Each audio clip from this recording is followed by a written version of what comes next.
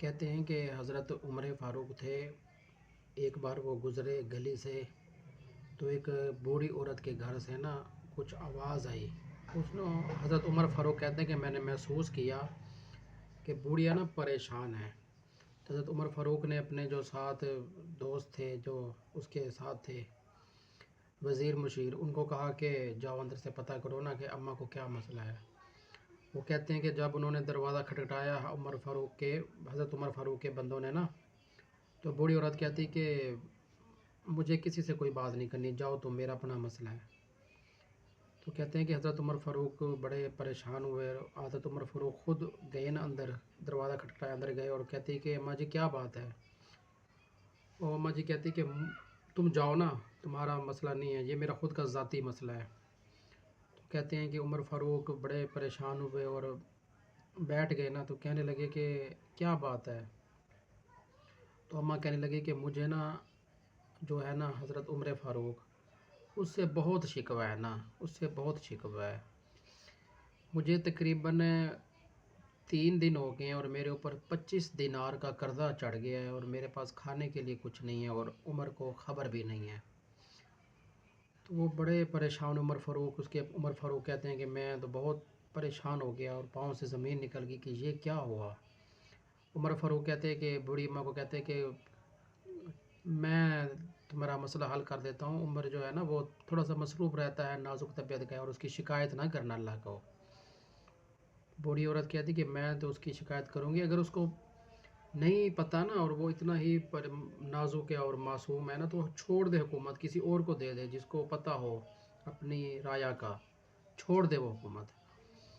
عمر فاروق کہتے کہ میں بہت پریشان ہو گیا اور میں کہتے ہیں کہ گیا اور اپنے 2 مہینے کا کھانا اور 2 مہینے کا راشن جو تھا وہ اور پکا پکایا کھانا اور آٹا کمر پہ لاد کر بوڑھی عورت کے گھر جانے لگا. تو میرا ایک مشیر تھا, وہ کہتے عمر فاروق جی ہمیں پکڑا دے, ہم جا کے نا بوڑھی عورت کے گھر دے دیں گے. تو عمر فاروق کہتے ہیں کہ پھر مجھ سے وعدہ کرو کہ قیامت والے دن نا میرا جو گناہوں کا بوجھ بھی تم اپنے کندھے پہ اٹھا کے نہ جاؤ گے, پہلے مجھ سے وعدہ کرو. انہوں نے کہا یہ تو تھوڑا سا مشکل ہے. عمر فاروق نے کہا کہ پھر یہ نا مجھے بوجھ اٹھانے دو بڑھیا کا, میں خود اس کا کھانا لے کے نہ جاؤں گا. کہتے ہیں کہ جب عمر فاروق پہنچے تو بڑھیا نے کھانا کھایا اور راشن دیکھا تو کہنے لگی کہ جو ہے نا عمر فاروق نے کہا کہ جیسی بات ہے, بوڑھے کو نہیں پتہ تھا کہ یہ حضرت عمر فاروق ہے, تو کہنے لگی کہ نا مجھے نا معاف کر دو اس نے کہا حضرت عمر فاروق کو معاف کر دو. بوڑھی عورت نے کہا کہ تو نے پھر عمر کا ذکر لے کے بیٹھ گیا ہے, میں نے تجھے کہا ہے نا میرے سامنے حضرت عمر کا ذکر نہ کر, میں اسے بہت خفا ہوں. اگر میں بوڑھی ہوں, ظاہر سی بات ہے میں نے مر جانا ہے, تو میں جب قبر میں جاؤں گی تو میں اپنے حضور پاک صلی اللہ علیہ وآلہ وسلم کو شکایت کروں گی کہ عمر فاروق نے نا میرا خیال نہیں کیا. تو عمر فاروق اور پریشان ہو گئے اور کہتے ہیں کہ وہ نا نیچے بیٹھ گئے, اوپر عورت بیٹھی تھی چار پہ اور نیچے بیٹھ گئے اور کہنے لگے کہ کام اتنے ہوتے ہیں نا عمر کو, میں جانتا ہوں اس کو نا ذاتی طور پہ, تو وہ بھول جاتا ہے. اور کہتے ہیں کہ عمر فاروق وہ تھا کہ جس کی الفاظ سے لوگ کام جاتے تھے, اور وہ کہتا ہے کہ میں نا بھول جاتا ہوں, تو معاف کر دیجئے نا عمر کو. پوری عورت کہتی کہ تو مجھے نا اچھا لگتا ہے نا, میں تیرے صدقے معاف کرتی ہوں. تو کہتے ہیں کہ عمر فاروق کہتے ہیں کہ پھر مجھے نا لکھ کر دو کاغذ پہ کہ تو نے عمر کو معاف کیا. تو کہتے ہیں کہ بوڑھی عورت بوڑھی عورت نے کہا کہ تم لکھ لو, میں ان پڑھ ہوں, میں سائن کر دیتی ہوں.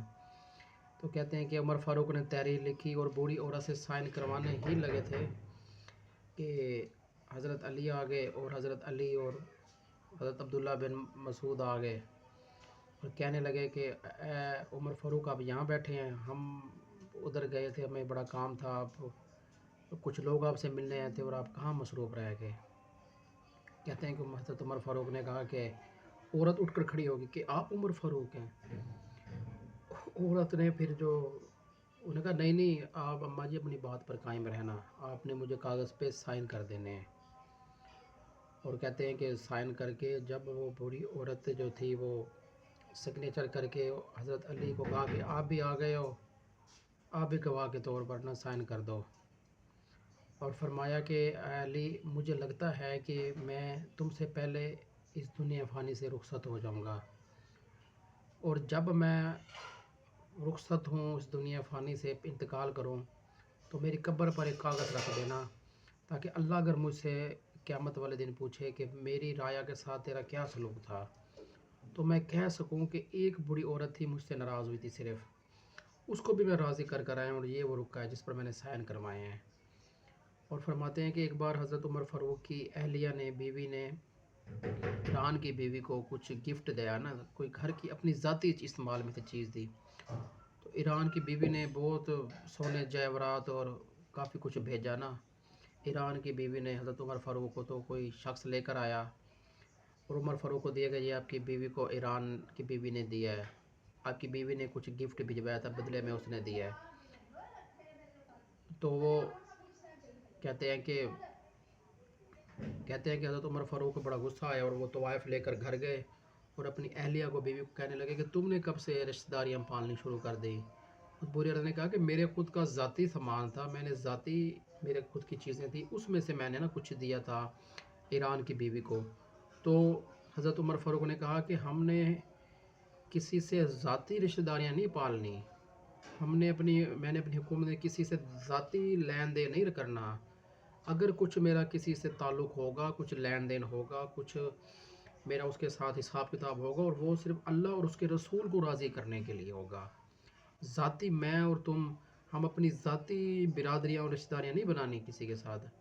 کچھ ہوگا، کچھ کرنا ہوگا تو اللہ اور اس کے رسول کی رضا کی خاطر کرنا ہوگا، ٹھیک ہے؟ تو وہ بڑے خفا ہوئے تھے عمر فاروق، اور اتنے وہ مطلب کہ کہتے ہیں کہ سخت بھی بڑے تھے اور اپنی رائے کے ساتھ اتنے نرم تھے۔ تو قربان جاؤں ان کی حکومت پہ۔ اللہ تعالی ہمیں بھی عمل کرنے کی توفیق عطا فرمائے، آمین ثم آمین۔ اور اپنا اور اپنے پیاروں کا خیال رکھنا۔ اللہ حافظ۔